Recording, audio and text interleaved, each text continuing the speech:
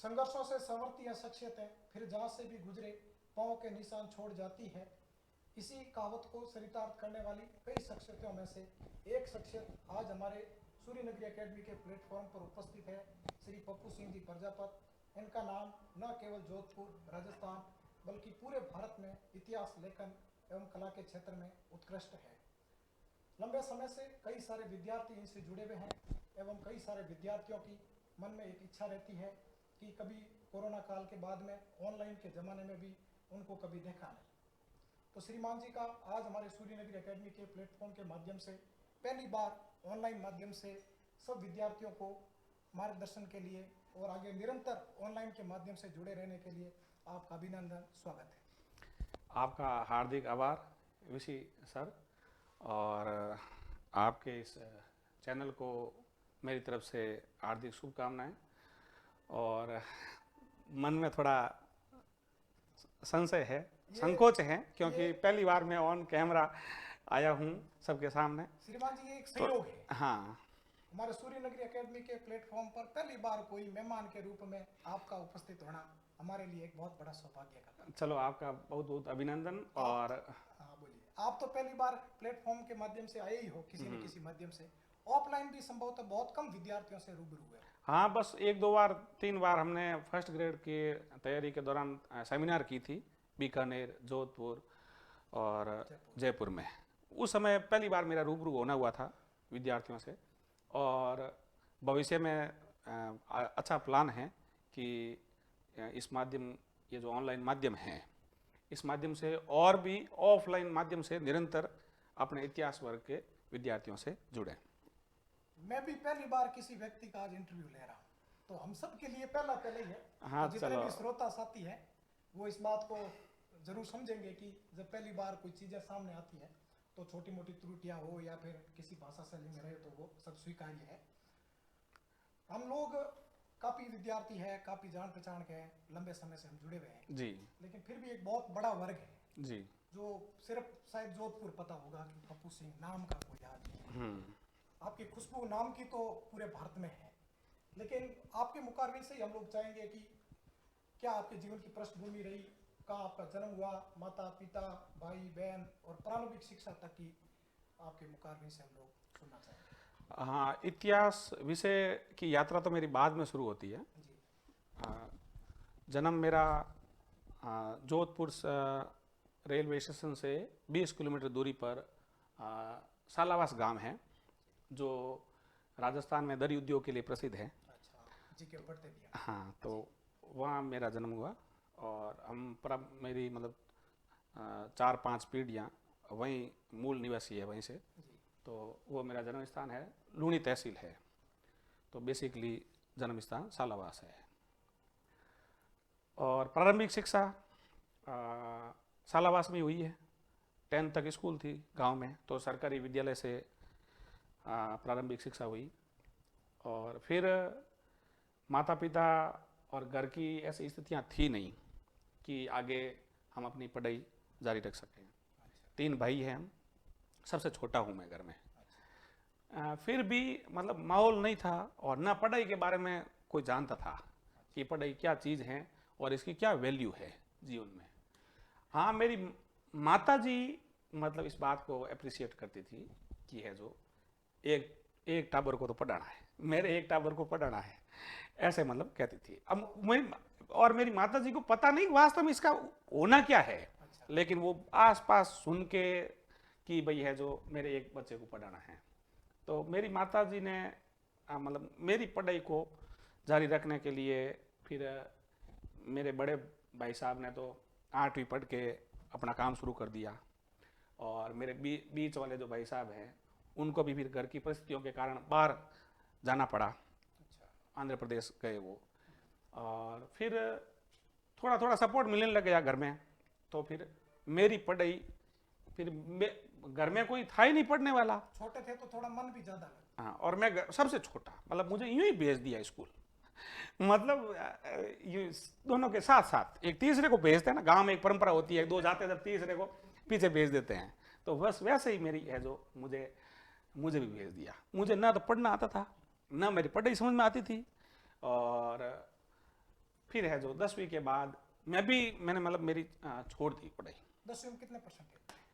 10वीं में अब मैं तो कह रहा हूँ, मुझे मतलब पता ही नहीं था कि 10वीं क्लास और इसकी क्या वैल्यू है और इसमें पढ़ाई, क्योंकि ना तो माहौल था घर में और एक छोटी है, मतलब मेरी उम्र काफ़ी छोटी थी। अच्छा तो फिर 10वीं में मेरे सप्लीमेंट्री आ गई। अच्छा। सप्लीमेंट्री आ गई।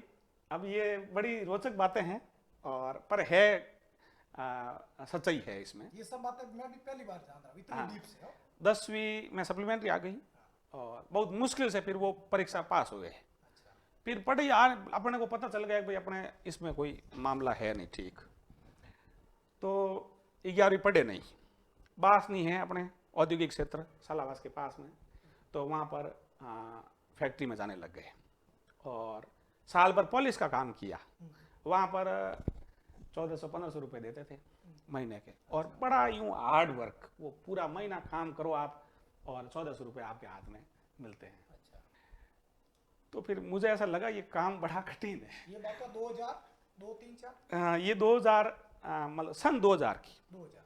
1999 में मेरी 10वीं हुई, 2000 की और 2001 की बात है। फिर है जो किसी के कहने 1 साल का गैप हो गया मेरी पढ़ाई में, फिर किसी के कहने से 12वीं प्राइवेट का फॉर्म भर दिया।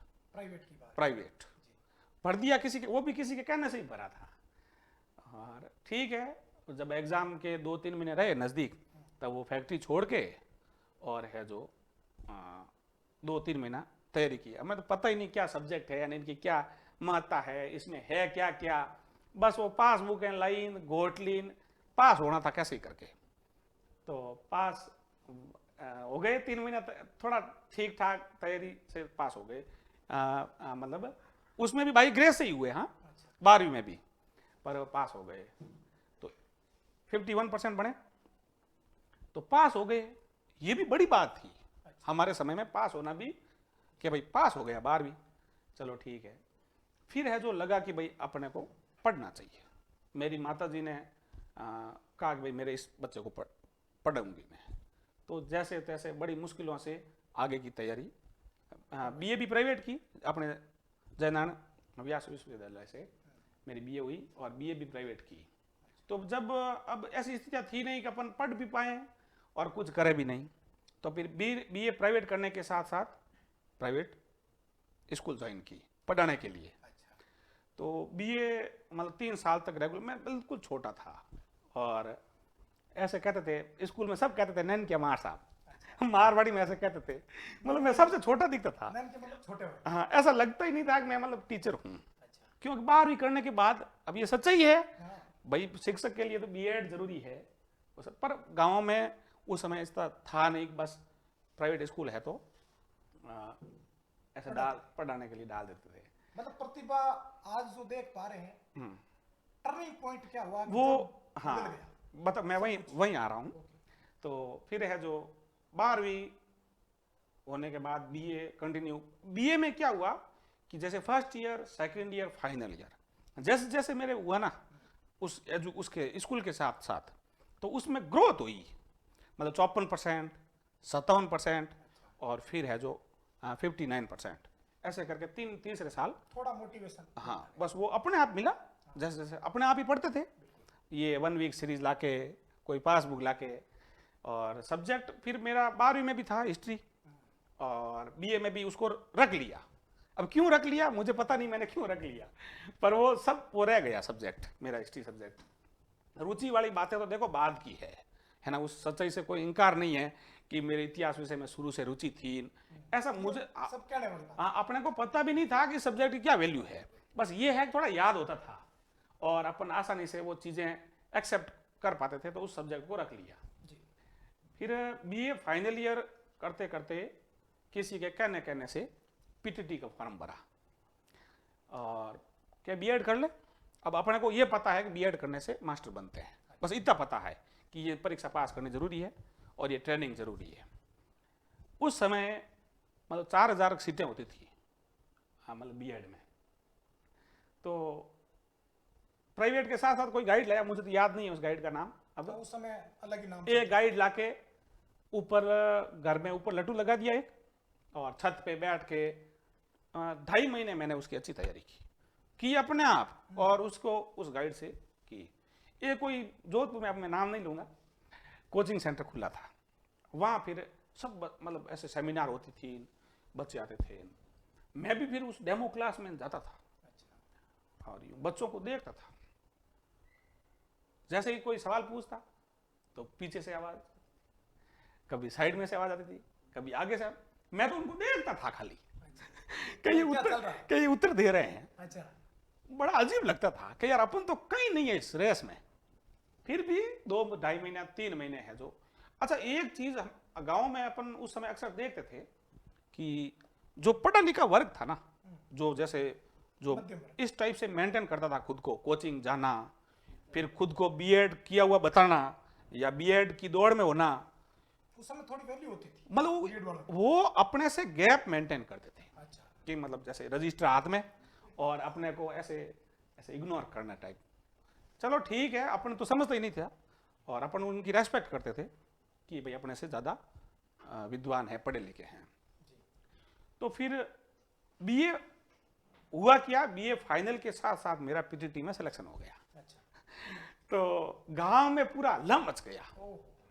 मतलब उस समय बीएड में एडमिशन होना वास्तव में, हाँ मतलब बहुत महत्व की बात थी। तो एडमिशन हो गया और पूरे बस लग गया कि उन छोरा रहो, मतलब ऐसे पिताजी का नाम लेकर कि उमर छोरा रहो, सिलेक्शन होगा बीएड के लिए। तो बस उस समय से अपने को, मुझे पहली बार ये लगा जीवन में कि ये जो बना रखा है ना आसपास अपने, ये सच नहीं है। अच्छा, पढ़ाई के मामले में जैसे वो कहता है कि वो पढ़ा लिखा है या ज्यादा मतलब उसको ज्यादा आता है, या अपन बाहर कुछ देखते हैं, ये खुद ने महसूस किया है। हाँ वो तो अपनी सफलता से हुआ अच्छा, कि भाई अपन तो इतना सा पढ़े हैं और ये रजिस्टर लेकर जाते हैं, इतनी भागदौड़ करते हैं, इनका नहीं हुआ और अपना हुआ है, तो ये सच्चाई कुछ और है इस चीज की। तो वो चीज अपने दिल दिमाग में अच्छे से घुस गई कि अपन पढ़ सकते हैं। प्राइवेट स्कूल, फिर उस समय बीएड रेगुलर थी, तो कानोड़ उदयपुर से मेरी बीएड हुई, मोहनलाल सुखाड़े विश्वविद्यालय 2006-07 में। तो उस समय मेरे एक मित्र थे, बालेसर के हैं, अशोकपुरी गोस्वामी। मित्र तो फिर बाद में बने, मतलब मेरे रूममेट बीएड में। तो उनका संसर्ग मेरे लिए बहुत काम का रहा। हिंदी से थे वो, यहाँ टॉपर थे जेएनयू से हिंदी में। तो उसके सानिध्य में रहे ना, तो अपन मैं मतलब मेरी सच्चाई से रूबरू होता रहा। मतलब वो काफी होशियार थे मुझसे, और उनसे मुझे ये पता चला कि अपन अभी भी पानी में हैं। नहीं तो अपने से कोई थोड़ा हल्का मिल जाता अपन को, तो फिर अपन उस घमंड में रहते हैं कि भाई है जो अब है, जो अपन नहीं है। तो और अच्छा वो रखते भी मुझे ऐसे ही थे कि तुझे ठीक है, तू तुझे जैसा है वैसा ही रहे, मतलब ज्यादा नहीं उड़ना आपने। तो ठीक है, सच्चाई में रहे। हमने फिर उस समय 3rd ग्रेड का फॉर्म निकला हुआ था 2006-07 में। उस समय सरकार ने घोषणा की थी कि जो बीएड में अध्ययनरत है उनको हम लेंगे। तो फिर तैयारी का मन में आ गया हमारे भी कि हम भी बीएड करते करते तैयारी करेंगे। तो थोड़ा मानस कॉलेज की तरफ कम जाने का हो गया, और फिर 2 महीने घर आकर उसकी तैयारी की, अपने उसकी 3rd ग्रेड की। उसमें मेरे उसमें अशोक जी के 126 नंबर आए और मेरे करीब 110 नंबर आए। और हमारा सिलेक्शन उसमें हो गया। 100 नंबर कट ऑफ रही थी उसकी। और बड़ा अच्छा पेपर लिया था वो आरपीएससी ने। सब जानते हैं, जो तैयारी जिसने की है सबको पता है कि वो कितना अच्छा पेपर था। अच्छा 2004 वाला भी था, पर शायद उसमें माइनस मार्किंग नहीं थी। तो 2007 वाला अच्छा पेपर था, माइनस मार्किंग भी थी, और सिलेक्शन हो गया मतलब हमारा तो हो ही गया, कट ऑफ से ऊपर आ गए। पर सरकार ने मतलब फिर हमको, हमारा रिजल्ट नहीं आया बीएड का, तो फिर हमें लिया नहीं। तो चलो नहीं लिया, तो बाकी उस समय हमको प्रोत्साहन मिल गया इस चीज से कि हमें अब पढ़ना चाहिए। तो जैसे ही बीएड कंप्लीट हुई मेरी, मैंने फिर खुद को प्राइवेट स्कूल से भी साल भर में और गया 6 महीने, फिर मैंने प्राइवेट स्कूल से खुद को अलग कर लिया और जुट गया तैयारी में। उस समय संस्कृत डिपार्टमेंट में 3rd ग्रेड की वैकेंसी करीब करीब आई हुई थी, जैसे मेरी बीएड हुई 1500 कुछ पोस्टें थी। तो फिर एक बार तैयारी की हुई थी तो रेगुलर उस तैयारी को रखा, सिलेबस सेम था तो फिर उस तैयारी को रेगुलर रखा और लगभग उसकी 8 महीने 9 महीने मैंने तैयारी की संस्कृत डिपार्टमेंट वाली 3rd ग्रेड की। तो उसमें अच्छी रैंक से सिलेक्शन हो गया पहली बार ये, मतलब फिर मतलब उस जॉब में आए हम, सब सक्सेस तो हो चुके थे लेकिन एक्चुअल में फिर सरकार ने हमको लिया सेवा में, हाँ ज्वाइनिंग दे दी। तो उसमें मैं अच्छी रैंक से हो गया। फिर मेरी मतलब एक स्वतः लगन बन गई कि मुझे अब बस पढ़ना है, आगे पढ़ना है और आगे ही पढ़ना है। तो उस समय पटवारी की के दरमियान मैं कोचिंग में जाता रहता था, हालांकि मैं मतलब स्टडी मेरी पूरी, पहले मैंने 2 साल घर पे तैयारी की और फिर ऐसे बाहर से बातें आती है ना, जैसे बाहर से बातें आती थी, वो अखबार में ऐड देखना, फिर कोचिंगों के मतलब वो ऐड बड़े बड़े, फिर मन में यूँ आता था कि अपन भी जाकर देखें। तो देखते थे, कोचिंग में जाते थे। एक कोचिंग भी ज्वाइन किया मैंने पटवारी की तैयारी के दौरान और रिजल्ट मुझे उस समय महसूस हुआ कि अपने को रिजल्ट अपने घर से मिलेगा, अपनी तैयारी से मिलेगा। तो अपनी तैयारी को उस दरमियान जैसे ही पटवारी में सिलेक्शन हुआ और शादी के ऑफर शुरू हो गए आने, तो अब ये नई बात हो गई मेरे लिए तो कि भाई अब ये पढ़ाई, अब मन में तो ये लिए हुआ मुझे पढ़ना है, लेकिन अब मेरी माँ का तो बहुत बड़ा सपना पूरा हो गया और घर में भी ऐसा माहौल, पहली बार हमारे तो 7 पीढ़ी में ही, 7 पीढ़ी नहीं कह सकता, 4 पीढ़ी, लगभग 4 पीढ़ी में हमारे कोई घर में सर्विसमैन नहीं था। तो ये अद्भुत चीज़ थी घर के लिए। तो ऑफर आने शुरू हुए और फिर मैंने शुरू में तो हाँ नहीं किया, मैंने कहा मुझे भी पढ़ना है। अब उस जमाने में ऑफर आते थे? हाँ, ऑफर आते थे, घणे मतलब आते थे कि भाई है जो ये आते थे वो आते थे, फिर देखने जाओ नहीं ये करने जाओ ना। तो फिर एक जगह हाँ कर दिया और हाँ कर दिया, लेकिन मैंने घर वाला नहीं किया, मैंने तो ये कहा भाई मुझे पढ़ना है, अगर आप शादी करो भी या सगाई करके छोड़ दो तो मैं 2 साल तो कम से कम पढ़ूंगा। 2 साल यूं ही कह दिया मन से ही, बाकी अब 2 साल में करना क्या था ये खुद को पता नहीं था। बाकी 2 साल का क्या, मैंने कहा भाई 2-3 साल मुझे पढ़ना है तो आप भले ही करो लेकिन मैं भी शादी नहीं करूंगा। तो आगे वालों ने भी कह दिया कि चलो हमें मंजूर है और ये बातें वो सुनेंगे आज देखना। हाँ पर तो सच्चाई है इसमें। जी जी। हाँ तो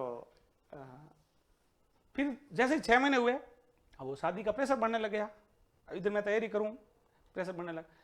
चलो अब घर वाले भी कह दिया कि तुम मतलब शादी तो कर ही ले, तेरी पढ़ाई कौन डिस्टर्ब कर रहा है। तो फिर भी मैंने एक शर्त रखी, मैं शादी भले ही करूं पर मैं 2 साल पढ़ूंगा।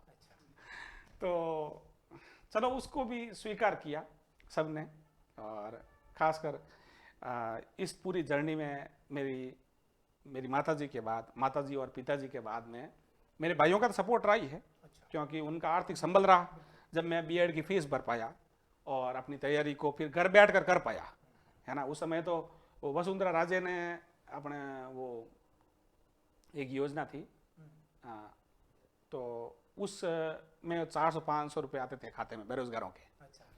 तो उसका भी लाभ उठाया। 500 रुपये खाते में आते थे जब देखने जाते थे उसको कि अब आए हैं कब नहीं आए, और वो 400-500 रुपये पूरे अपने किताबों में इन्वेस्ट होते थे। तो शुरू से उस समय 2008-9 से मुझे चाव लग गया कि मुझे तैयारी करनी है। तो शादी हो गई, 2010 में शादी हो गई। फिर भी मैंने 2 साल मेरी पत्नी का बड़ा सहयोग रहा कि है जो 2 साल वो अपने घर पे रहे मेरी तैयारी के लिए।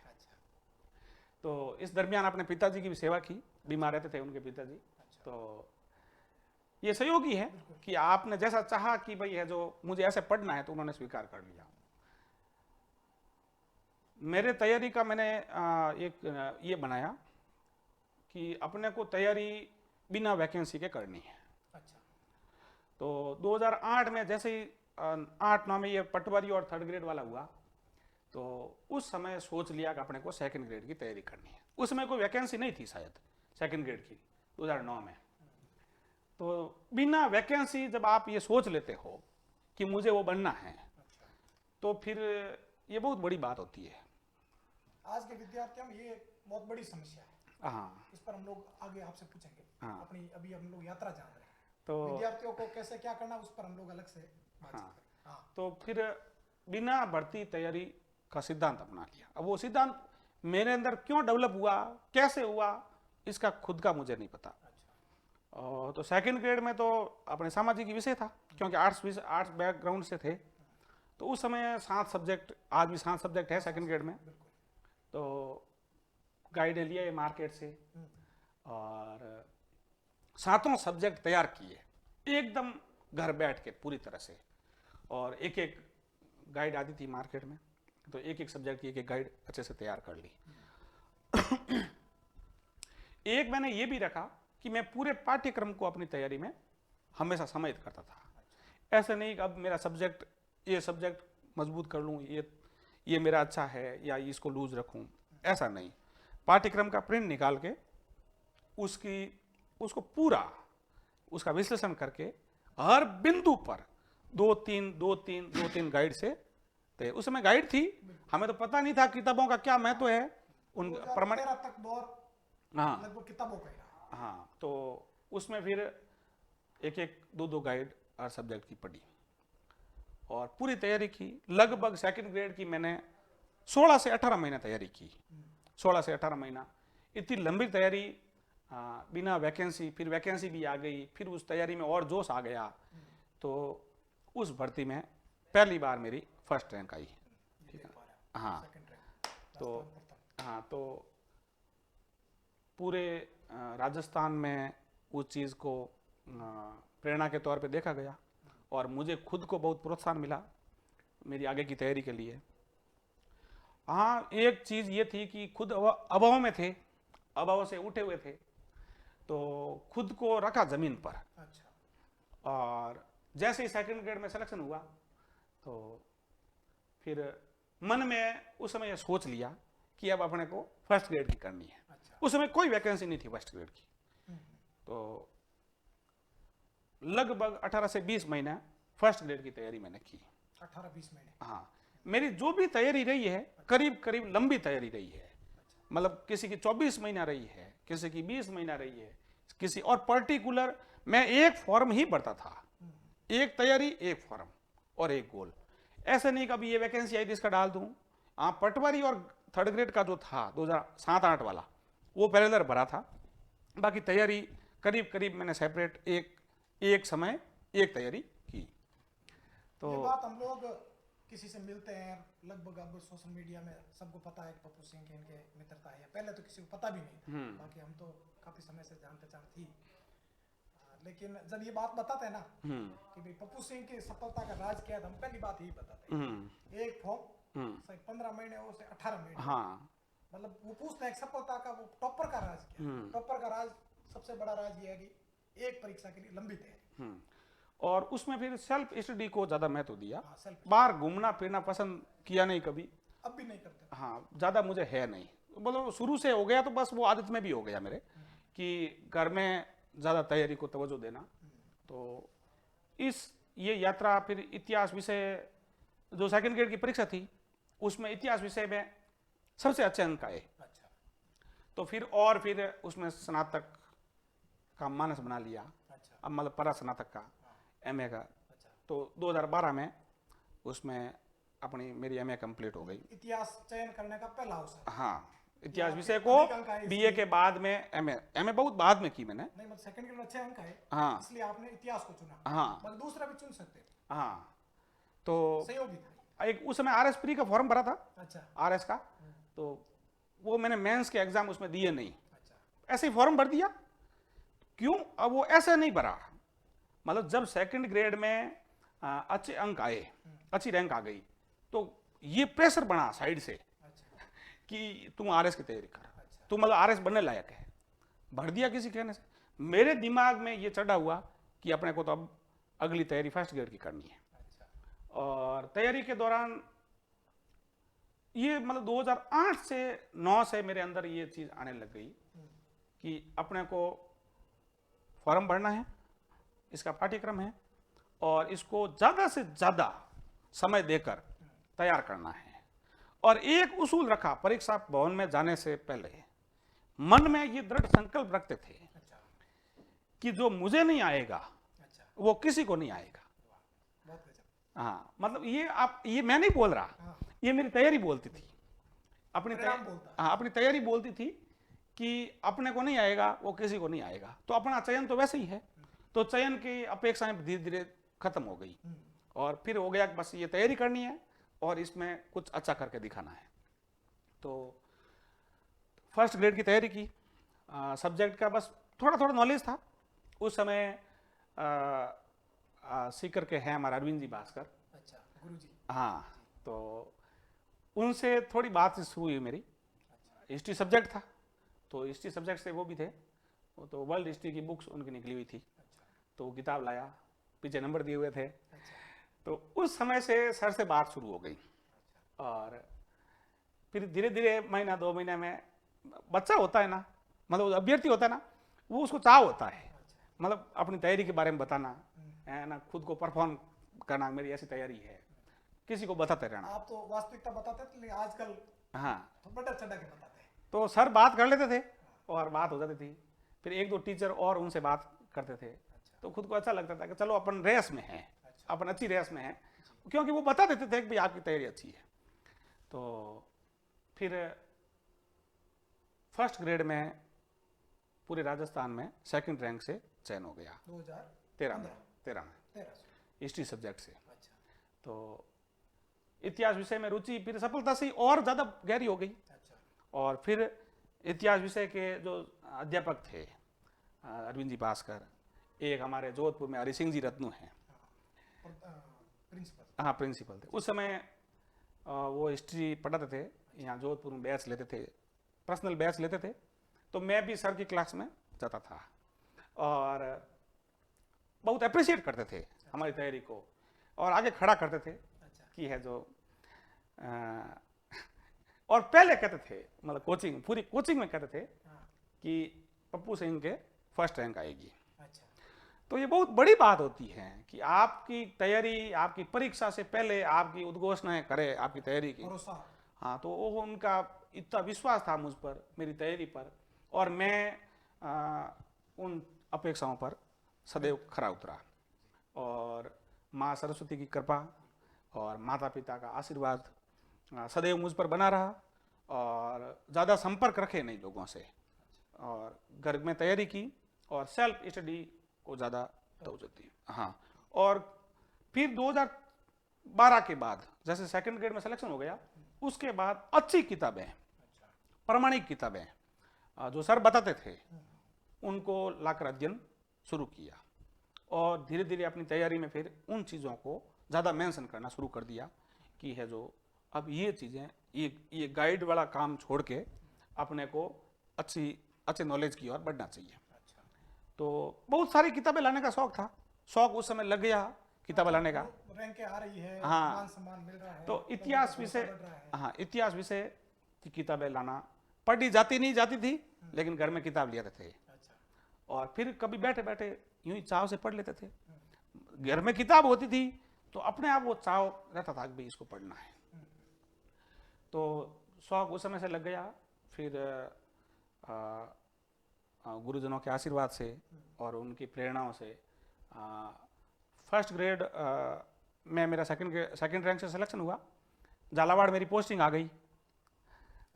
झालावाड़ पोस्टिंग आई उस समय कॉलेज असिस्टेंट प्रोफेसर वाली मतलब फॉर्म निकले हुए थे परीक्षा, मतलब भर्ती के। तो मेरे मन में ये विचार आया कि अपन वहाँ जाएंगे, अपने को कैसा वातावरण मिलेगा। पहले तो अपन एडजस्ट होंगे उसमें, 4-6 महीने उसमें अपने खराब हो जाएंगे, ठीक है। तो फिर मैंने वो पोस्ट ज्वाइन नहीं की। अच्छा। फर्स्ट ग्रेड की।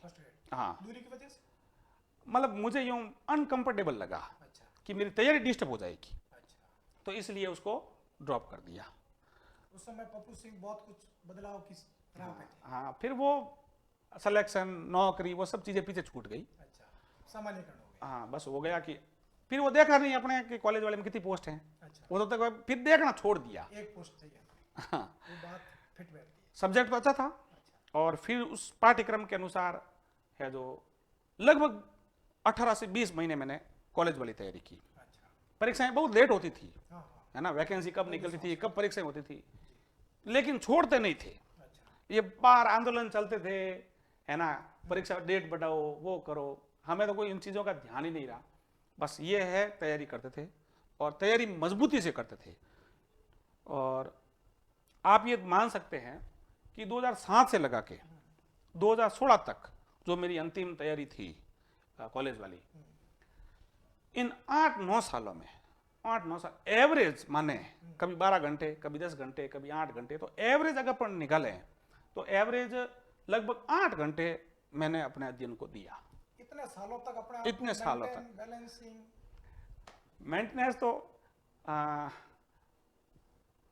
मेंटेनेंस का यूं है कि एक तो प्रोत्साहन मिलता रहा, अच्छा, असफलता हाथ लगी नहीं, असफलता तो कभी हाथ लगी नहीं, तो उस चीज को फेस किया नहीं कभी अच्छा, कि भाई क्या है, असफलता होती क्या है? हाँ उस चीज को फेस नहीं किया, तो अपने आप एक एक अंतर्भूत प्रेरणा स्वयं को मिलती रही तैयारी के लिए, तो जोश बना रहता था, तैयारी करते थे। ये किस्मत है कि इतने समय तक बनी रहे, हाँ किसी की बहुत कम लोगों को हाँ हासिल होती है। उसके लिए अपने विषय के प्रति लगाव रखा, है ना, ऐसे एक सफलता मिलते ही हवे नहीं उड़े, है ना, ऐसा नहीं कि अपन तो बहुत ज़्यादा कुछ बन गए हैं और अब सब सर्वे सर्वा हो गए हैं, तो ऐसे नहीं, अपने सब्जेक्ट को अपना सब कुछ माना अच्छा, और अपना सर्वस्व समर्पित किया, है ना। शादी, अब इस यात्रा में आप देख लो, शादी हो गई और फिर है जो परिवार, उसको भी आपको मेंटेन करना, और इस आपको तैयारी कर, तो उन्होंने बहुत कुछ मेरे लिए संघर्ष किया, है ना, क्योंकि एक व्यक्ति की सफलता में अकेला व्यक्ति नहीं हो सकता, हाँ उसके परिवार, आना जाना।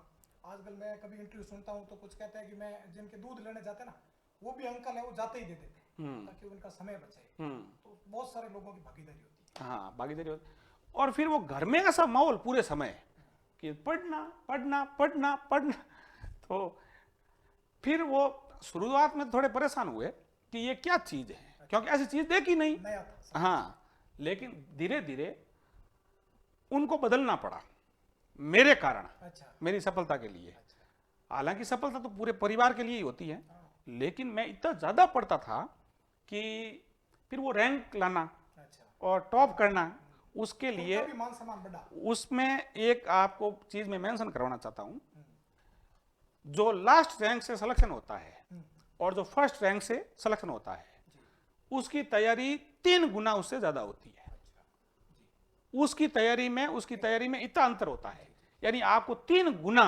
उससे ज़्यादा पढ़ना होता है, तब आप वो चीज़ अचीव कर पाते हैं। अब आपको एक उदाहरण दूं, सेकंड ग्रेड में कट ऑफ रही थी 300 नंबर, और मेरे उस परीक्षा में थे 386 नंबर। अच्छा, अब आप इस गैप को देखो, मतलब 86 नंबर का गैप ये कब मेंटेन होता है, बहुत मुश्किल। तो ये हर परीक्षा में रहा। हाँ, जैसे असिस्टेंट प्रोफेसर का कट ऑफ हमारे समय 135-34 नंबर रही थी, तो मेरे 171 नंबर थे। ओह, फर्स्ट ग्रेड में हमारे समय 296 नंबर कट ऑफ थी अच्छा, और मेरे 360 नंबर थे। तो ये चीज़ें, हम इस गैप का कारण है कि हाँ, लंबी तैयारी, अच्छी तैयारी, गहन तैयारी और प्रमाणिक किताबों से तैयारी, और तो ये मेरी अच्छा, उसमें एक चीज़ मैं लास्ट में मेंशन करना चाहता हूँ अपनी तैयारी में, निरंतरता अच्छा, सबसे बड़ा राज है। ऐसा नहीं है कि मैं कोई चमत्कारिक व्यक्ति हूँ या मेरे अंदर भगवान ने कोई चमत्कारिक वस्तु डाली है जिससे मैं पढ़ पाता हूँ, नहीं। सब विद्यार्थी इस बात को जानना चाहेंगे, मैं बाद में वापस पूछूंगा आपको, आज का विद्यार्थी इस बात को, अपने आप को निरंतरता कैसे बनाए रखे। हाँ, उसके बाद में जब ये रैंकें तो आ रही थी, ये तो फिर कॉमन बात हो गई होगी फर्स्ट रैंक लाना। आजकल हम लोग पढ़ते हैं कि 5 बार टॉप किया, 4 पढ़ लेते, कोई फर्क नहीं पड़ता, 2 बार टॉप कर लेता आदमी तो ठीक हो जाता। उसके बाद में इतने में रुके नहीं, लेखन कौशल से आपने किताबें जो मार्केट में 10-12 आई है, वो लेखन की रुचि कब से जगी और उसकी यात्रा कैसे प्रारंभ हुई, और आज जो विद्यार्थी है लाखों की संख्या में, चूंकि जितनी आपकी सफलता से हम जी, लोग जी। गौरवान्वित महसूस करते हैं या परिवार गौरवान्वित महसूस करता है, जी। उससे कई गुना हम्म। जो आपने लेखन का कार्य किया है, हम्म। पूरा भारत आज आपका इस बात से ऋणी रहेगा हमेशा के लिए। जी। और विशेष तौर से इतने दिन तो राजस्थान के अलावा दूसरे राज्यों के थे, लेकिन अभी पिछले 2 महीनों में आपने राजस्थान के इतिहास और कला संस्कृति जी। पर काम किया। हाँ ये ओढ़बा है कि आपने राजस्थान वालों के लिए सबसे लास्ट में काम किया। हाँ, उसकी शुरुआत में तो हाँ अब न केवल इतिहास का विद्यार्थी बल्कि राजस्थान का प्रत्येक विद्यार्थी जी। जो किसी भी परीक्षा की तैयारी करेगा, हम्म। उसके लिए राजस्थान इतिहास और कला संस्कृति का हमेशा हमेशा के लिए स्थायीकरण किया जी। और इन पुस्तकों का परिणाम हम लोग देख चुके हैं। जी। 2 एग्जाम हुए उसके बाद, और दोनों एग्जाम में, एक में तो पूरे के पूरे और दूसरे में 22 में से 21 प्रश्न आना बहुत बड़ी बात है। इन बातों पे हम लोग और आगे करेंगे सर। लेखन कला को थोड़ा इतिहास की दृष्टि से इसकी शुरुआत मैं ऐसे करूँगा, ऋणी तो हम अपने विषय के हैं, अच्छा, क्योंकि उसकी वजह से हमें मतलब इतनी सफलताएं मिली और उस विषय का चयन करने से माँ सरस्वती की असीम कृपा हुई कि हम इतना पढ़ पाए, इतनी है जो सफलताएं अर्जित कर पाए। तो ऋण तो हमारे ऊपर अपने विषय का है। दूसरी चीज, जब अपनी प्रतियोगी परीक्षा की तैयारी पूरी हो गई, मैंने बस अपना टारगेट पूरा हो गया कि भाई अब ये बस लास्ट पोस्ट है अपने लिए, उसको अचीव कर लिया, फिर ये आरएस बनना, आईएएस बनना, ऐसा कभी मानस रहा नहीं। प्रेशर तो घना ही रहता था बाहर से, क्योंकि वो पोस्ट का जो सिनेरियो बनाया हुआ है ना बाहर से, तो लेकिन आज तो और बढ़ गया बहुत। लेकिन मुझे इन चीजों ने कभी प्रभावित नहीं किया कि इस पोस्ट का क्या है ना। असिस्टेंट प्रोफेसर भी बने इसलिए, मतलब वो तैयारी उसकी इसलिए नहीं की कि उस पोस्ट का रुतबा है, उस बस वो बनना है, मन में आ गया कि अपने को तो वो बस वो यात्रा तय करनी है, इसलिए हम है जो उस चीज को कर पाए। इस दरमियान आपने पूरे भारत में नेट में भी टॉप रैंक से, हाँ, ये 2014 की बात है। हाँ, तो उस समय भी नेट की पर्टिकुलर कोई ज्यादा विशेष तैयारी फर्स्ट पेपर की वगैरह नहीं की थी। फर्स्ट ग्रेड की तैयारी काम आई। हाँ, उस समय फर्स्ट पेपर की एक कोई गाइड लाकर पढ़ी थी और 50 में से 30 नंबर करीब उसमें आए थे। आजकल इतने ही आते हैं। लेकिन सब्जेक्ट मेरा बहुत मजबूत था, तो मैं उसमें 85% तक मेरी ग्रोथ हो गई, तो वो चीज सबसे ज्यादा अच्छी रही। लेखन का यूं है, पहली पुस्तक जी, ये जैसे ही 2000 अपने ये अंतिम तैयारी में कर रहा था असिस्टेंट प्रोफेसर वाली, उस दरमियान अपने मित्रों से है ना और मार्केट में ये सब देखते थे। एक तो सबसे बड़ी चीज मुझे प्रभावित करने वाली थी लिखने के लिए कि जब अपनी तैयारी की, अपनी तैयारी में मैंने खुद ने ये पाया कि मार्केट से इतनी सारी गाइडें लाकर पढ़नी पड़ती है, तब जाकर आप उस चीज को अचीव कर पाते हैं। तो मुझे ये महसूस हुआ कि अगर मैं इतनी अच्छी सफलताएं प्राप्त कर रहा हूं, तो अब ये सफलताएं तो प्राप्त हो ही रही है, तो क्यों ना अपना भाग्य लेखन में आजमाया जाए और काम ऐसा किया जाए कि जो चीजें मैंने मेरी तैयारी में फेस की है, कम से कम वो चीजें एक अभ्यर्थी, आम अभ्यर्थी फेस न कर पाए। कि उसको 10 किताबें एक ही सब्जेक्ट की, एक ही पार्ट की 10 किताबें इसलिए लानी पड़े कि उसको पता नहीं है कि चीज कहां से आ रही है। आजकल भी ये समस्या बहुत बड़ी है। हाँ, क्योंकि मार्केट के अंदर खूब सारी गाइडें हैं। हाँ, और खूब सारा हवाबाजियां हैं। हाँ, हाँ, उस पर हम लोग करेंगे आगे। हाँ। तो फिर अरविंद जी भास्कर से बात होती थी, तो उन्होंने भी इसके लिए मुझे प्रोत्साहित किया कि है जो आप भी अपना भाग्य आजमाओ और ये अच्छा फील्ड है। तो मैंने फिर इसको जो अपने विषय में सबसे ज़्यादा मार्केबल पार्ट है, प्राचीन भारत, जो नेट में भी सबसे ज़्यादा आता है, और उस समय असिस्टेंट प्रोफेसर वगैरह में कोई डिवाइडेशन था नहीं फिक्स, तो उसमें भी ये पार्ट सबसे ज़्यादा आता था, और फर्स्ट ग्रेड में भी इसका पार्ट सबसे ज़्यादा था। आज भी ज़्यादा है। हाँ, तो सबसे ज़्यादा पढ़ा भी इसको अपनी तैयारी के दौरान, और इसकी भी लगभग मेरे, जब मैंने तैयारी की, करीब करीब 15 किताब मेरे घर पे थी। तो मुझे खुद को पता नहीं कि कहाँ से सवाल आ जाएगा, बस यहाँ से सुनते थे कि प्राचीन भारत की ये किताबें हैं, और कभी कोई और बता देता था, जैसे आजकल बताते हैं कोचिंग में, है ना, तो बता देते थे कि ये पढ़ो, वो पढ़ो, सब लिया था। मेरा था कि मैं सब लाता था। तो अपनी तैयारी में ये चीज जब लगी कि आपको कितना पढ़ना पड़ता है एक ही पार्ट के लिए, जबकि वो अनावश्यक है, व्यर्थ है, वो चीज क्यों नहीं एक जगह हो जाती, ताकि लड़कों का बहुत जगह से पढ़ने का भटकाव खत्म हो। बहुत अच्छे लड़के हैं पढ़ने वाले, ये आपने लेखन के लिए किया, लेखन के हम लिए। लोग क्या करते हैं, हम लोग तैयारी के लिए भी यही करते हैं। हाँ क्या 2-3 किताबें गाइडें ले आए, हाँ। आपने बताई वो ले आए, कल सर ने बताई वो बताई, दोनों लाके उनको एक कमांड करके नोट्स बना के फिर तैयारी करते हैं। हाँ तो मतलब अभ्यर्थी की तरह ही आपने लेखन में कहा। हाँ, जो एक अभ्यर्थी महसूस करता है, गंभीर अभ्यर्थी अपनी तैयारी के दौरान कि उसको किन चीज की मैं समस्याएं महसूस हो रही है, तो उन समस्याओं से निजात के लिए पहली कलम उठाई प्राचीन भारत के लिए, और करीब 2 साल मैंने इस किताब के लिए लिखा। कॉलेज असिस्टेंट प्रोफेसर की तैयारी के दौरान भी मैंने इसको लिखना शुरू कर दिया। तो थोड़ा थोड़ा 10 किताबों से कभी और लिया है, किसी पर्टिकुलर जैसे मौर्य साम्राज्य पर लिया है, ऐसे ऐसी किताबें लाकर फिर उनको अंडरलाइन करके उसमें से क्या चीज काम की है उसको निकाल। ऑथेंटिक किताबें, हाँ, सब प्रमाणिक जो मार्केट में अमूमन चलती है और जो बच्चे यूपीएससी के लिए भी पढ़ते थे, ऐसी किताबों को लाके और फिर एक पूरा हाथ से लिखा और एक मौलिक चीज बनाने का प्रयास किया कि कम से कम अपनी लैंग्वेज हो और ऐसी चीज बन जाए कि हर परीक्षा में एक मेरिट टेकर क्वेश्चन अपनी उस किताब से आ जाए। तो फिर उसका प्रकाशन हुआ 2018 दिसंबर 2018 में पहला प्रकाशन हुआ और इस प्रकार से ये यात्रा शुरू हुई। आजकल विद्यार्थी इस पुस्तक को पढ़ते तो खूब है। जब से मैंने आपकी पुस्तक का प्रचार किया तो हमारा प्लेटफॉर्म भी एक आपसे जुड़ा हुआ माध्यम बन गया जी। खूब सारे कमेंट्स आते हैं कि इतनी बड़ी किताब को फिर पढ़े कैसे अभ्यर्थी। हाँ, तो इसका आप आंसर दीजिए, बाकी तो खूब सारे प्रश्न हैं जो हम लोग शायद आज नहीं कर पाएंगे। हाँ, तो हम अलग सेशन में करेंगे। तो आज विद्यार्थी आए तो उनको कम से कम बड़ी किताबें पढ़ने का थोड़ा यूं बोरिंग सा लगता है, क्योंकि खूब सारे शॉर्ट नोट चलते हैं मार्केट में, मैराथन चलती है, सब भीड़ चलती है। वैसे वहाँ सफलता का रेशियो बहुत कम रहता है, बट सब चाहते हैं कि अपनी बेरोजगारी दूर हो। हाँ। अब इसमें एक बात मैं आपको कहना चाहूँगा और बहुत मजबूती से कहना चाहूँगा, मैं अपनी बात से नहीं हट सकता। अच्छा। ये जो बाजार की चकाचौंध है, इसमें मैं खुद को नहीं हटा सकता। जो मैंने काम किया है और वो इसलिए किया है कि आपको असफलता का मुंह नहीं देखना पड़े।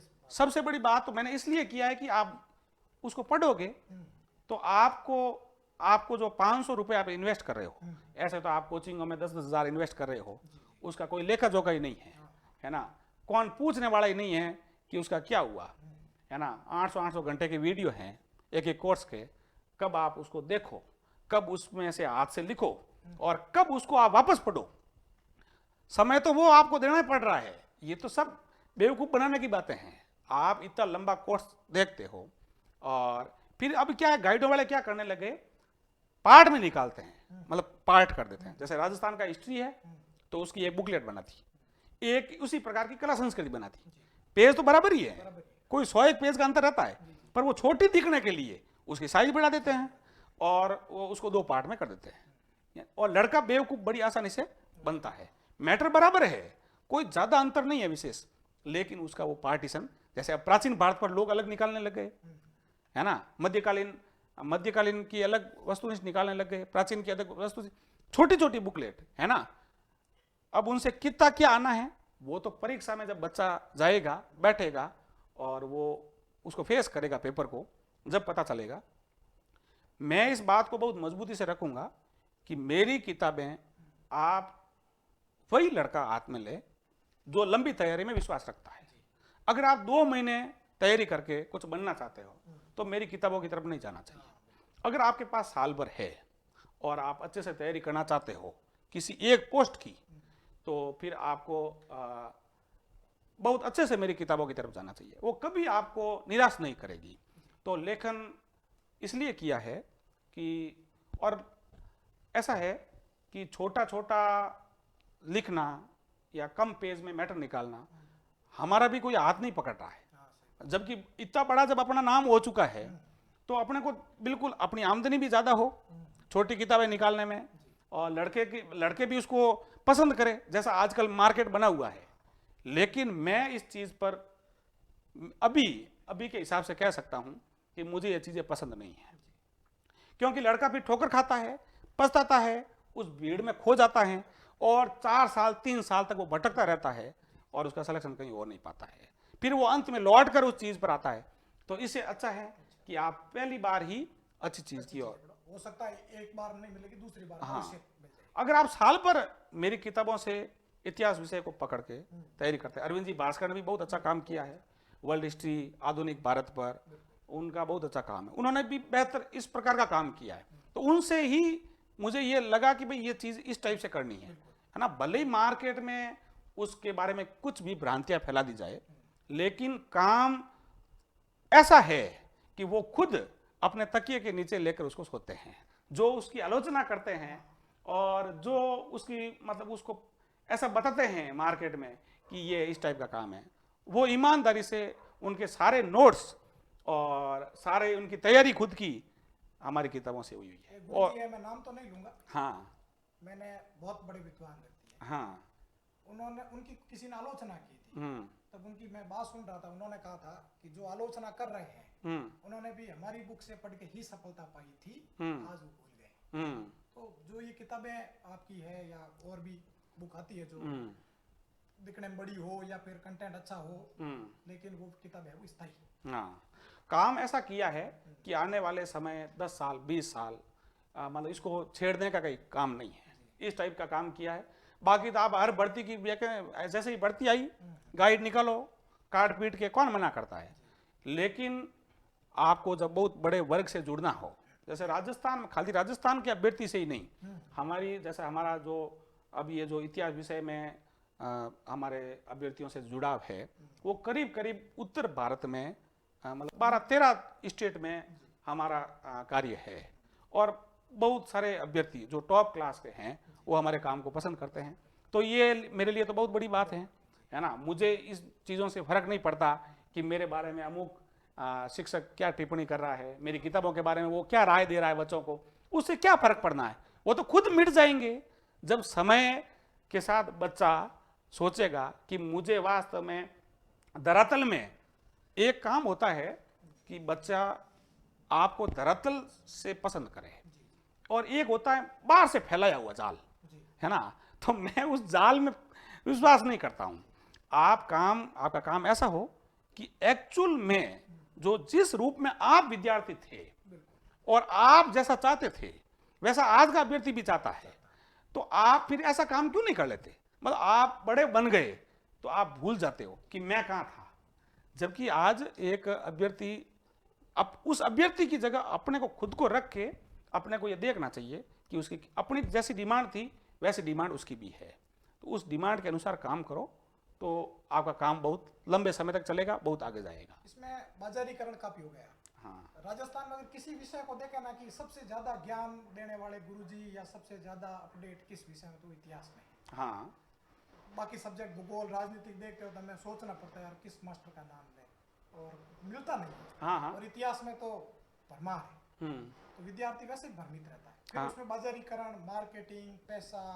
पिछली फर्स्ट ग्रेड मुझे याद आ रहा है कि जैसे आपने तो नहीं कहा था उसमें कुछ भी, किसी इतिहासकार ने कहा भाई मेरे 70 सिलेक्शन है, हाँ, किसी ने कहा मेरे 100 है, हाँ, तो मैंने सब काउंट किए थे, पद तो 813 ही थे और सिलेक्शन की टोटलिंग शायद 2500 पार हो गई। हाँ, हाँ, ये सच्चाई है। हाँ, हाँ, अब कोई कितने कहते हैं वो अलग बात। हाँ, हाँ, और आपके साथ भी ऐसा वाक्य हुआ हाँ, कि आपको किसी से एक बार कोचिंग में गए और झंडा पकड़ लिया। हाँ, बिल्कुल सिंह हमारा। हाँ, एक बार नहीं हुआ, ऐसा बहुत बार हुआ कि मतलब एक कोचिंग वाले ने लगाया, फिर उसी का ऐड दूसरे कोचिंग वाले ने लगा दिया। 2011 से 2011 में हुआ, 2013 में हुआ, है ना। ये मतलब 2-3 बार हुआ कि उन्होंने मेरे फोटो लगा दिए और अपना चमका दिया, है ना। अब मैंने तो कोई कार्रवाई नहीं की, लेकिन ऐसा होता है और आज भी ये पाया जाता है। मैं हर कोचिंग की बुराई नहीं कर रहा कि भाई हर कोचिंग बुरा है या आपको कोचिंग की तरफ नहीं जाना चाहिए, लेकिन सबसे अच्छी राय मेरी इस संबंध में ये है कि अगर आपको कोई व्यक्तिगत अपना अनुभव बांटने वाला है जिसमें आप वो 30-40 बच्चों को पढ़ा रहे हैं और आपको लगभग पर्सनली आपको गाइड कर रहे हैं, आपका मतलब परीक्षण कर रहे हैं कि आपको कितना आया है, कितना आपने समझा है, तो मैं इस चीज़ को ज़्यादा पसंद करता हूँ। भविष्य में तो चलो इतना बड़ा वर्ग है इतिहास विषय का, तो ज़्यादा बच्चों से मुझे भी जुड़ना पड़े, है ना, आमने सामने। लेकिन मेरा मेरा अगर मुझे व्यक्तिगत तौर पे पूछा जाए तो मेरी पसंद में सबसे अच्छा ये है कि आप अगर आपको पढ़ना ही है, आप घर पे नहीं पढ़ पा रहे हैं, आपकी कम तैयारी होती है घर में, और आप किसी से राय लेना चाहते हैं, मशविरा करना चाहते हैं, अपनी तैयारी को मजबूत करना, तो व्यक्तिगत स्तर पर जो 40-50 बच्चों को पढ़ाते हैं अच्छे टीचर, उनके सानिध्य में आपको अपनी तैयारी को जारी रखना चाहिए। तो अब तो ये सेशन काफी लंबा होता जा रहा है जी। तो मेरे 3-4 प्रश्न है वो विद्यार्थियों की तरफ से हो या मेरे खुद के भी हो सकते हैं। हाँ, लेकिन उनके जवाब हम अगले फिर किसी सेशन में जानेंगे। वो सवाल एक तो ये रह गया कि इन पुस्तकों को कैसे पढ़ा जाए, लंबी कहानी रह जाए। दूसरा कि अभी वर्तमान में ग्रेड 3, ग्रेड 2, ग्रेड 1 और असिस्टेंट प्रोफेसर की 4 भर्तियां हैं जी। कैसे एक इतिहास का विद्यार्थी उसको थोड़ा सा मैनेज करे, या फिर जैसे आपकी तो रुचि यही रहेगी कि अंतिम रूप से एक एग्जाम पकड़ लिया जाए, हाँ, तो वो भी कौन पकड़े, हाँ, हाँ, किस श्रेणी का आदमी पकड़े। तो एक तो 2 प्रश्न ये, और एक प्रश्न ये है कि सही रणनीतियां क्या, कैसे दिनचर्या को लेके हो सकता है, उसके व्यक्तिगत कोई समस्या हो सकती है तो उससे वो कैसे निपटे, सब चीजें होती है तब जाकर आज चयन होता है। एक बड़ी बात है कि जैसे कई सारे गुरुजन क्वेश्चन दिखाते हैं, उसके 2 ऑप्शन तो उनके नोट्स हो या बुक से कट जाते हैं, 2 ऑप्शन वो सवाल फंस जाता है। हाँ, विद्यार्थी इतना ध्यान नहीं देता है। लेकिन इस बार मैंने तो प्रत्यक्ष रूप से आपकी किताब का बताया था कि चारों ऑप्शन किस प्रकार लिखे। हाँ, अगर हाँ, किसी ऑप्शन में कटा नहीं तो हमने कह दिया ये हमारा आउट ऑफ बुक है। हाँ, तो इस कारण विद्यार्थी भ्रमित हो जाता है, हाँ, हाँ, मार्केटिंग में फंस जाता है। हाँ, क्योंकि तैयारी करने वाले 8-10 लाख लोग होते हैं, सिलेक्शन होने वाले वही है 100-200 हजार, बाकी वाले तो सब मार्केटिंग का हिस्सा अब बने। इसमें मैं आपको कहना चाहूँगा, जी कंपटीशन आज भी कोई ज़्यादा टफ नहीं है, जी चाहे 2nd ग्रेड का हो, चाहे 3rd ग्रेड का हो, चाहे 1st ग्रेड का हो, या और भी जो राजस्थान में अधीनस्थ बोर्ड और आरपीएससी की एग्ज़ाम हो, या स्टेट लेवल के और भी एग्ज़ाम हो, तो उसमें कंपटीशन मैं मानता हूं कि पहले जितना ही है। इसका कारण ये है कि जो भीड़ बढ़ रही है, जैसे पहले एक में 5 लाख फॉर्म भरे जाते थे, अब उसी परीक्षा में 16 लाख फॉर्म भरे जा रहे हैं, किसी में 20-20 लाख भरे जा रहे हैं, तो कट ऑफ तो आप मानेंगे देखेंगे, कट ऑफ तो करीब करीब वही की रह रही है, ठीक है ना, वही आप फर्स्ट ईयर बता रहे थे 296, 296, अभी कभी नहीं गई हाँ, उसके बाद। हाँ, तो बस ये अच्छा पेपर का लेवल भी करीब करीब वो है, तो आप चीजें भी आसान हुई। हाँ, वो पेपर सामने आने से हाँ। पहली बार, एक तो कोई पेपर पहली बार होता है तब वो पता नहीं रहता कि आपको, जैसे अब मैंने फर्स्ट असिस्टेंट प्रोफेसर की तैयारी के दौरान हमें तो पता ही नहीं था कि इतिहास दर्शन के कितने सवाल आएंगे, 10 सवाल का सोच के गए थे। हाँ ठीक है, ये तो तैयारी अच्छी कर ली, बाकी सोचा 10 सवाल का ही था कि 10-12 सवाल आएंगे, क्योंकि सबको पूछते थे सब कि ये तो इतने ही आएंगे। तो पहली बार किसी पेपर को फेस करना थोड़ा कठिन होता है, जब वो चीज़ें सामने आने लग जाती है तब आपको थोड़ी आसानी हो जाती है। एक चीज मैं और कोट करना चाहूंगा कि कोरोना काल आया, खूब सारे शिक्षक है वो ऑफलाइन में पढ़ाते थे, जैसे भी पढ़ाते थे ऑनलाइन में आ गए। आपका कभी ऐसा रहा ही नहीं मैं ऑफलाइन पढ़ाऊं लेकिन से बाहर आके, या फिर ऑनलाइन के माध्यम से? खूब सारे विद्यार्थी इस मतलब वेट कर रहे हैं आपका। इसका मैं बताना यूं चाहूंगा कि ये आपका मोबाइल एप्लीकेशन है जिसपे टेस्ट सीरीजें आयोजित की जाती है। ये यूं है कि एक समय जैसे मैंने पढ़ाई की मेरी, तो मेरी पढ़ाई में भी मैंने आपको जैसा बताया कि मैंने हमेशा ये रखा, एक परीक्षा एक तैयारी। अब बोले उसमें समय कितना ही लगा। फिर जब इस फील्ड से निकले तो एक किताब, एक समय में एक किताब लिखी, मतलब लेखन का काम, एक समय में एक काम। उसमें क्या है कि आपकी गुणवत्ता जो है ना वो बहुत मजबूती से बनी हुई रहती है। आपका नाम हो गया, आपने एक साथ 10 काम शुरू कर दिए तो फिर धीरे धीरे आपकी गुणवत्ता नष्ट होती जाती है। तो इसलिए अब जब लेखन वाला काम करीब करीब मेरे हाथ से पूरा हो जाएगा और होने को है, 1-2 किताब और आनी है। खूब सारे विद्यार्थी पहली बार सुन रहे होंगे, सिर्फ नाम सुना होगा या नहीं भी जानते होंगे, हाँ, तो उनको मैं बताना चाहूंगा कि आपकी राजस्थान इतिहास की अभी पुस्तक आई है, बल्कि पूरे भारत में भारत के प्राचीन इतिहास की, मध्यकाल की 2 अलग अलग, हाँ, और अब वापस एक किताब आ गई कंबाइंड। और इसके अलावा इतिहास दर्शन की, इसके अलावा विश्व के वस्तुनिष्ठ, भारत की वस्तुनिष्ठ, राजस्थान की कला एवं संस्कृति वस्तुनिष्ठ, हाँ, और व्याख्याता के प्रथम पेपर की इतिहास, और एक एनसीईआरटी। हाँ, शायद में सारी किताबें करीब 12 किताबें हैं। 12 किताबें। और अब लास्ट अंतिम 1-2 काम मेरे हाथ से और बचा है, जब ये हालांकि मैं घोषणाएं तो काफ़ी बार कर चुका हूँ कि मुझे आना है, मेरी रुचि है, मुझे अच्छा लगता है कि मेरे मतलब अभ्यर्थियों, मेरे मित्रों से जुड़ा हुआ रहूँ मैं इस माध्यम से, मेरे विषय के अभ्यर्थियों से। तो अब ये जब यात्रा पूरी हो जाएगी लेखन वाली, तब बहुत मजबूती से इस क्षेत्र में आएंगे और ये जो विकल्पहीनता है अभी बनी हुई मार्केट में, तो इसको बहुत मजबूती से खत्म करेंगे। और ये अपन देखते हैं बहुत लूट मार भी बची हुई जैसे है ना, मतलब था कि कैसे हाँ हम लोग खुद कैसे याद करते हैं। हाँ, तो ये चीजें विद्यार्थियों को लाभान्वित जल्दी होने वाली जी। और आएंगे इस फील्ड में, आप बस ज़्यादा इंतज़ार नहीं करना है आपको। और अब एक दो किताब लस्ट मेरे हाथ से काम हो रहा है। एक तो परीक्षा विशेषांक अभी आ रहा है, ये अपने स्कूल व्याख्याता का, तो उस पर मुझे काम करना है महीना भर। बेसब्री से इंतजार है, जल्दी जितना आए उतना अच्छा। हाँ, उसको महीना भर है जो अभी समय लगेगा, उस पर काम कर रहे हैं। तो इसके बारे में थोड़ा बता दीजिए क्योंकि ये जरूरी चीज है। ये 5 पार्ट में है। अच्छा। और अगर इसमें ज़्यादा समय लग रहा होगा तो फिर मैं इसको 2 पार्ट में करूँगा, है ना। एक में इंडियन हिस्ट्री का और सेकंड में फिर है जो वर्ल्ड हिस्ट्री और राजस्थान। जल्दी निकाल दीजिए। हाँ, कोशिश यही है कि अगर ज़्यादा समय लगने का हुआ, क्योंकि अब इसको समय पर पढ़ना जरूरी है। 2 महीने तो रिवीजन के होते हैं और रिवीजन इसका समय पर होना चाहिए। और ऐसी चीज़ निकाल रहे हैं। अब ये भी मुझे क्यों निकालनी पड़ रही है, कि मुझे इसलिए निकालनी पड़ रही है कि मार्केट में जाकर देखते हैं कोई परीक्षा आती है, परीक्षा विशेषांक, अब उसमें देखते हैं आता क्या है, उसमें से कभी इसका कोई परीक्षण नहीं करता है।